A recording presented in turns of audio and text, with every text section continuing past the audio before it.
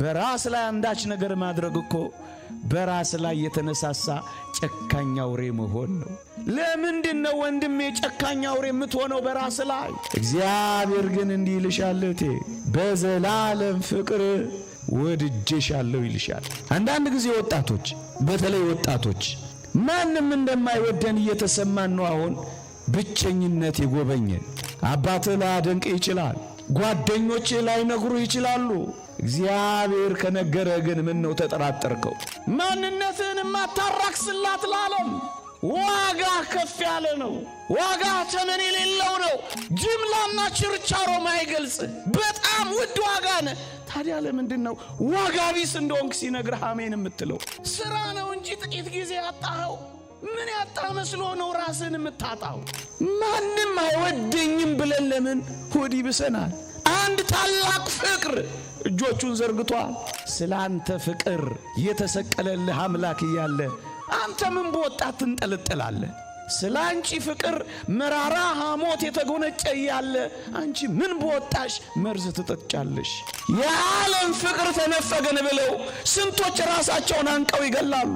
ሴቶች በወንዶች፣ ወንዶች በሴቶች ፍቅር መከራ ይበላሉ።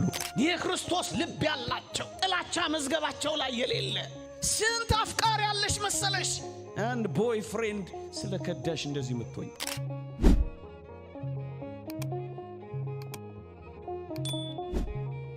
ወደኛ ሰውነት የወረደ የኛን ሥጋ ሳይቀር የለበሰ ወደኛ ዓለም የመጣ እግዚአብሔር አለ።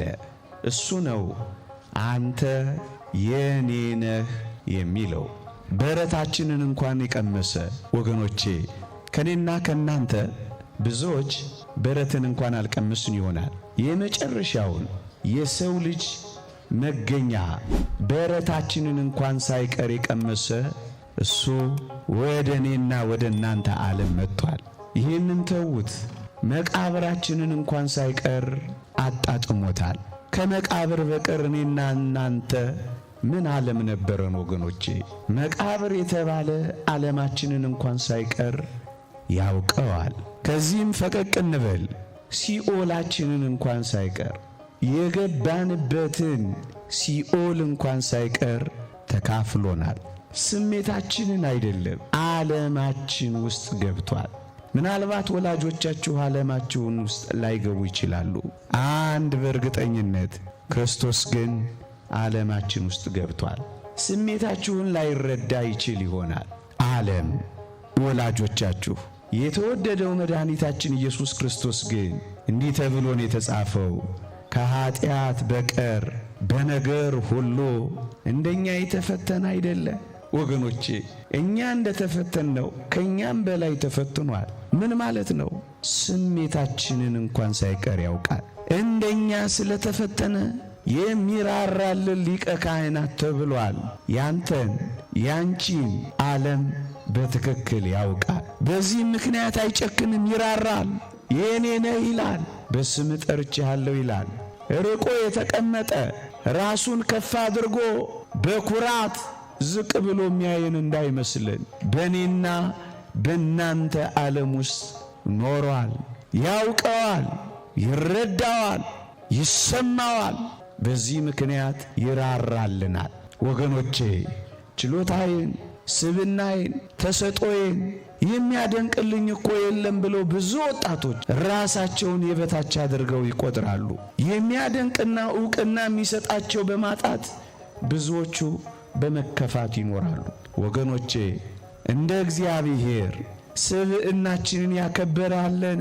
ከኔና ከናንተ ይልቅ እግዚአብሔር በእጆቹ የፈጠረዋለን? አንተ እኮ እግዚአብሔር በአስደናቂ እጆቹ የፈጠሩህ አስደናቂ ፍጥረት ነህ። እግዚአብሔር ማንን በእጆቹ ፈጠረ ካንተ በቀር? የሕይወት እስትንፋስስ በአፉ እፍ ያለው አንተ ጋር አይደል? በላይ ለሚበሩ በደረት ለሚሳቡ ባህር ውስጥ ለሚኖሩ ኃያላን ለሆኑ እንስሶች ክርስቶስ ይህን አድርጓልን? አንተ እጅግ ግሩም ቃላት የማይበቃው ፍጥረት እኮ ነህ። መጀመሪያ በእጆቹ የፈጠረ ከዛስ በእጆቹ ደግሞ ችንካር ተክሎ ያዳነ እንዳንተ ማን አለ? ከዚህ በላይ ስብዕና በምን ይገለጽልህ? ለመላእክት አልወረደ፣ ለእንስሳት አልመጣ። ለዚህ እኮ ነው ግሩምና ድንቅ አድርገህ ፈጥረኸኛል የሚለው እኮ ለዚህ ነው። እንደኔና እንደናንተ ያለ ግሩምና ድንቅ ከፍጥረታችን በላይ እግዚአብሔር እኛን ፈልጎ መምጣቱ አይደንቃችሁ?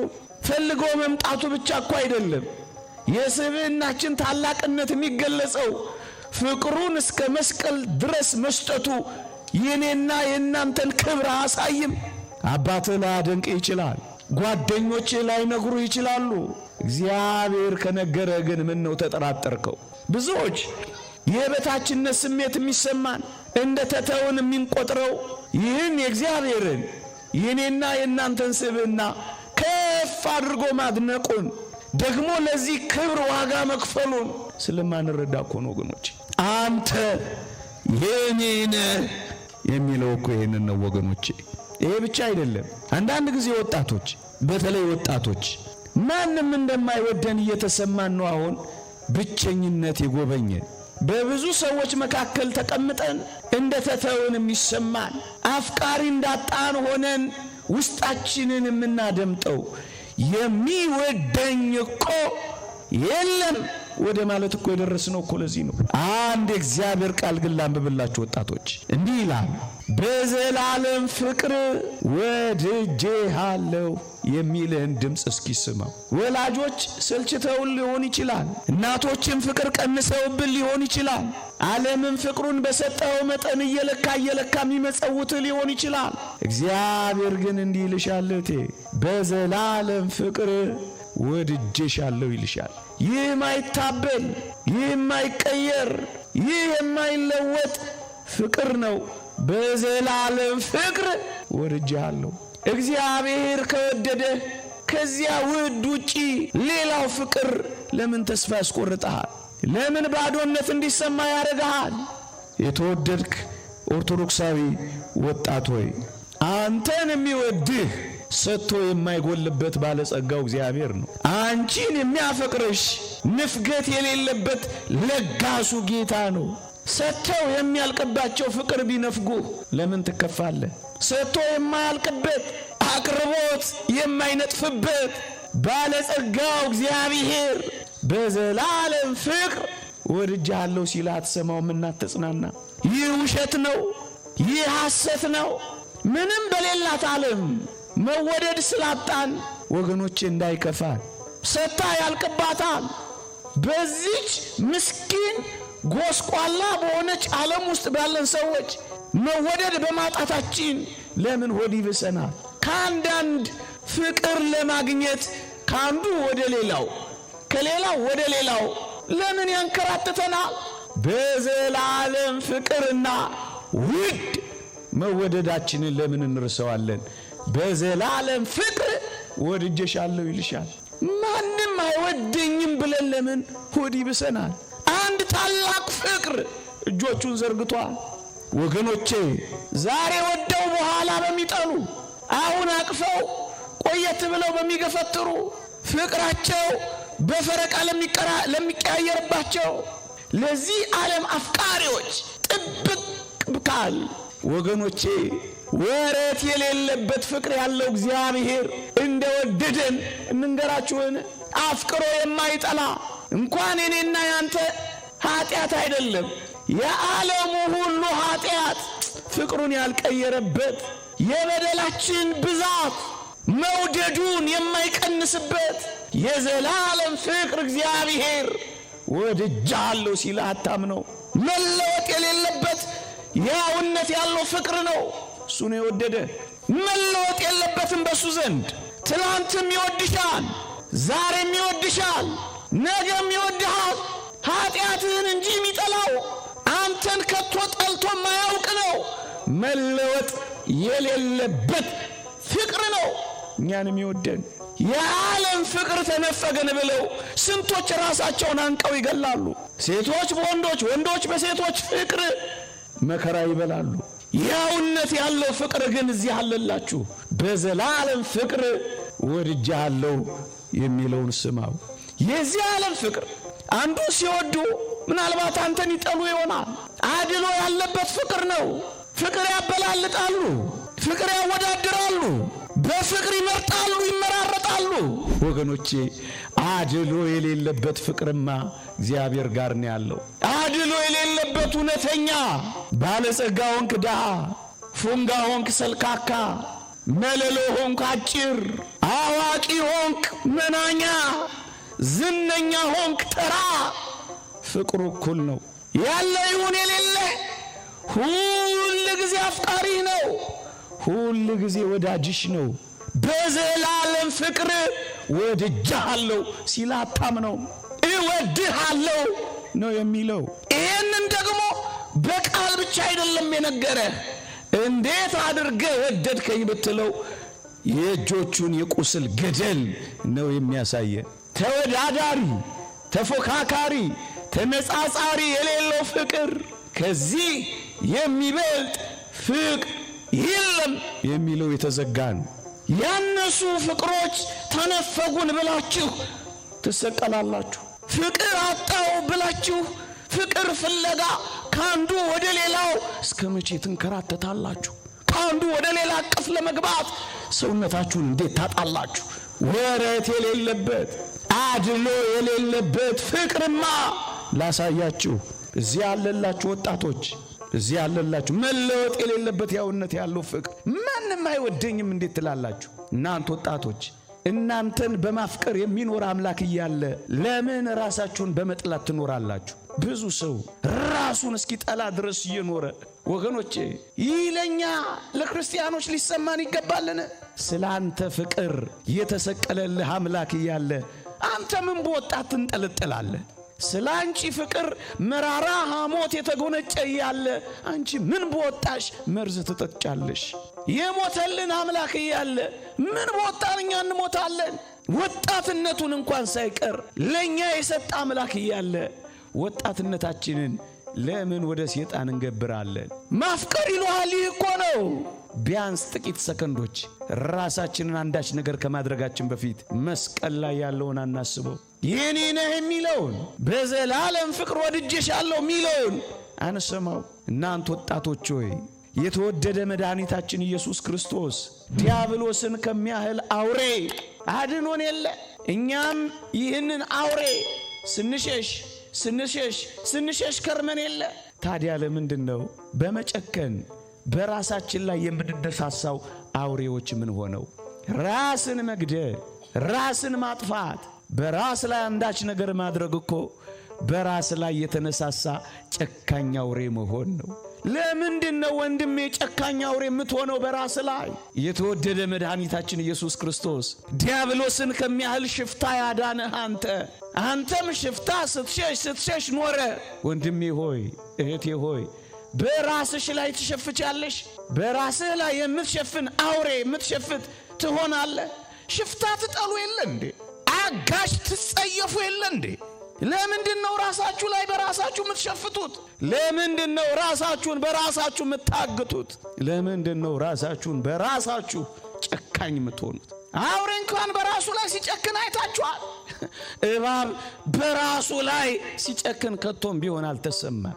ራሱን ሲያድስና ሕይወት ሲሰጥ እንጂ ራሱን ሲገድል አልታየም። ከእንስሳት ዓለም እንኳን እንዴት እንወርዳለን ወገኖቼ? የሚወደን አምላክ እያለ እስከ መቼ እንደዚህ እንሆናለን ወገኖቼ? በዘላለም ፍቅር ወድጄሻለሁ፣ በስሜ ጠርቼሻለሁ፣ እወድሻለሁ፣ አንቺ የኔ ነሽ የሚል አምላክ ያለው ሰው እንዴት በራሱ ላይ ይጨክናል? አንዳንዴ ወጣቶች የሚሰማችሁ ስሜት ይኖራል። ዋጋ ቢስ እኮ ነኝ ብለን ዋጋ ቢስ እንደሆነን እንቆጥራለን። ወገኖቼ አንድ እውነት እንነጋገር። በምድራችን ላይ ዋጋ ከተለጠፈባቸው ቦቲኮች በላይ የኔና የናንተ ዋጋ ተወዳዳሪ፣ ተነጻጻሪ፣ ተፎካካሪ እንደሌለው አታውቁ? ተነቅሰዋል እኮ ዋጋህን። እሱም መስቀል እኮ ነው። አንጠልጥለሽዋል እኮ ዋጋሽን። ዋጋው የተለጠፈበት ፍጥረት ቢኖር እኔ እናንተ ነን። ሰውነታችን ሁሉ መስቀል እኮ ነው። ለመስቀል የምታወጣው ዋጋ አለ። ቡቲክ ይመዝነዋል ያንተን ዋጋ። ስላለበስክ የሚያበሳጭህ፣ ስላላማርክ የሚያስከፋህ፣ እመነኝ አንተ ላይ እንዳለው ዋጋ የትኛውም ፍጥረት ላይ እንዲህ አይነት ዋጋ የለም። ምን ዋጋ ትመዝኑለታላችሁ ለዚህ የመስቀል ፍቅር? ወርቅ፣ ዕንቁ፣ አልማዝ ምን ዋጋ አለው? ከዋጋዎች ሁሉ በላይ ነው። ታዲያ እንዴት ነው ዋጋ ቢስ ነን የምንለው? ዋጋችንን ያለማወቅ ከሆነ በቀር ዋጋ ቀራንዮ ነው። ዋጋ የእግዚአብሔር ልጅ ደም ነው። በራስ ላይ መጨከን፣ በራስ ላይ አንዳች ነገር ማረግ፣ በዚህ ደም ላይ መረማመድ እኮ ነው። አንተ የሙሴን ሕግ የናቀ 2 ወይም 3 ሰው ቢመሰክሩበት ያለ ርኅራኄ ይሞታል ይላል እግዚአብሔር ቃል። የእግዚአብሔርን ልጅ ደም የረገጠ ቅዱሱን ኪዳን ያክፋፋ ግን እንዴት የሚብስ ቅጣት የሚገባው ይመስላችኋል ይላል። አንተ ዋጋ ከፍ ያለ ነው። ይሄንን ያደረክለት ግን የሚብስ ቅጣት የምትቀበለው ይህንን ዋጋ ስላዋደክ ነው። ዋጋህን የማታዋድቀው፣ ማንነትህን የማታራክስላት ለዓለም ዋጋ ከፍ ያለ ነው። ዋጋ ተመን የሌለው ነው። ዋጋ ቢስ ነኝ የምትለው ምን አይተ ነው? ዓለም ሁሉ ቢሸጥ አንተን አያወጣም። አንተ የምትጨነቅበት ቤት፣ አንተ አጣው የምትለው ማጌጫ፣ ዓለም ሁሉ ልንገርህ፣ ዓለም ሁሉ ቢሸጥ ያንተን ዋጋ ያወጣ። ዓለም እየሰራው ያለው የጦር መሳሪያ፣ አንዳንድ ባለጠጎች እየገነቡት ያለው አንደርግራውንድ ቤት፣ አንተን እንኳን ዓለሙን ሁሉ አንተ ጋር ጫፍ ጋር አይደርሱ። ዋጋ በጣም ውድ ነው። ክብርህ በጣም ልዩ ነው። አንተ አምላክን የሳብክ አስደናቂ ፍጥረት እኮ ነህ። ጅምላና ችርቻሮ ማይገልጽ በጣም ውድ ዋጋ ነህ። ታዲያ ለምንድን ነው ዋጋ ቢስ እንደሆንክ ሲነግርህ አሜን የምትለው? ዋጋ ቢስ እንደሆንክ ሲነግርህ እሺ የምትለው? ታዲያ ምን ሆነ ነው? ዓለሙ ሁሉ ጠልቶኛል፣ ዓለሙ ሁሉ ፊቱን አዙሮብኛል ለምን ትላለህ? የትኛው ዓለም እንደጠላ እስኪ ንገረኝ። አንተ እኮ ያንተ ዓለም እኮ ቤተሰብ ብቻ ሆነዋል።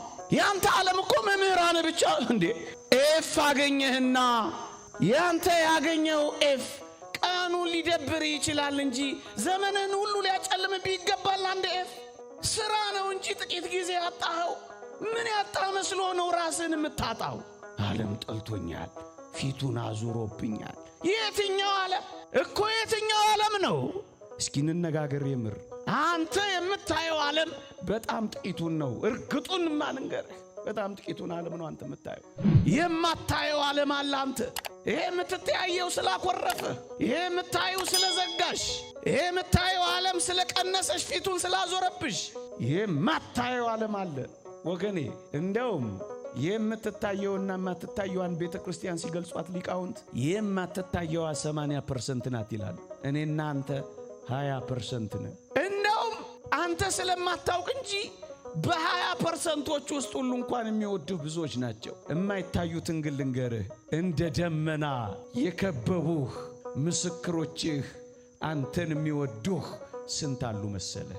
ታውቃቸዋለህ? እነዚህ ቅዱስ ጳውሎስ እንዳለው እንደ ደመና ዙሪያችንን የከበቡን ምስክሮች አሉን ይላል። የመላእክት ዓለም አንተን ይወድሃል። መልአክ አለሽ፣ መልአክ አለህ፣ በጣም ያፈቅሩሃል። ቁረጣት ሲባል ትዝ አይልም? ዙሪያዋን እስክኮተኩትላት፣ ፋንድያ እስካፈስላት፣ ንፋስ እስክከላከልላት፣ ቅጥር እስክቀጥርላት፣ አረም እስክነቅልላት፣ እባክህ ታገሳት። በጣም የሚወድህ ዓለም አለ አንተ አታየው። ስትተኛ ሚቆም፣ ስትዘረጋ ሚዘረጋ፣ ማረኝ ስትል ማረው የሚል በጣም የሚወድህ መልአክ አለ። ነዋ ሚካኤል። እነሆ ሚካኤል መልአካችሁ አይልም? አንተ አባት አንቺ እናትሽን አይተሽ ይሆናል ፊታቸው ሲቀየር የከፋሽ። እንዴ በጣም የሚወደን ሌላ ዓለምም አላሳያችሁ ወገኖቼ። ንዑድ ክቡር የሚሆን ሐዋርያ ጳውሎስ እንዲህ ይላል፣ ዳግመኛ ክርስቶስ በእናንተ ውስጥ እስኪሳል ድረስ ምጥ ይዞኛል ይላል። ስለኛ ምጥ የሚያዙ፣ ስለኛ የሚጨነቁ የሰማይ ጉባኤ አፍቃሪዎቻችን ስንት ናቸው? ጌታ ሆይ ወዳጆችን ብቆጥራቸው ካሸዋ ይልቅ በዙ እንዳለው አንተ የምታየው እኔን ነው ፊት የነፈኩህ ችላ ያልኩህ። ስንት ቅዱሳን አሉ መሰለሽ ስላንቺ ጭንቅ የገቡ ምጥ የተያዙ።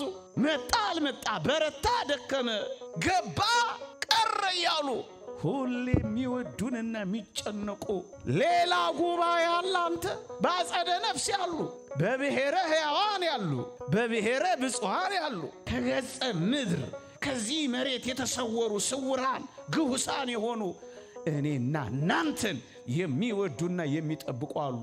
እኛ ስንመለስ እልል የሚሉ እዛ ሉቃስ ወንጌል ምዕራፍ 15 ላይ የተጻፈ እኮ ማለት እኮ ነው። በአንድ ኃጥእ ንስሐ መግባት ይላል በሰማይ ባለች ጉባኤ ደስታ ሆነ ይላል። ሐዘንህ የሚያስከፋቸው መመለስህ የሚያዘምራቸው በጣም ብዙዎች ዘመዶች እንዳሉ አታውቅም። የክርስቶስ ልብ ያላቸው ጥላቻ መዝገባቸው ላይ የሌለ ስንት አፍቃሪ ያለሽ መሰለሽ። አንድ ቦይ ፍሬንድ ስለከዳሽ እንደዚህ የምትሆኝ ስንት ወዳጅ አለ መሰለህ። አንተ የምታየው ይሄንን ነው።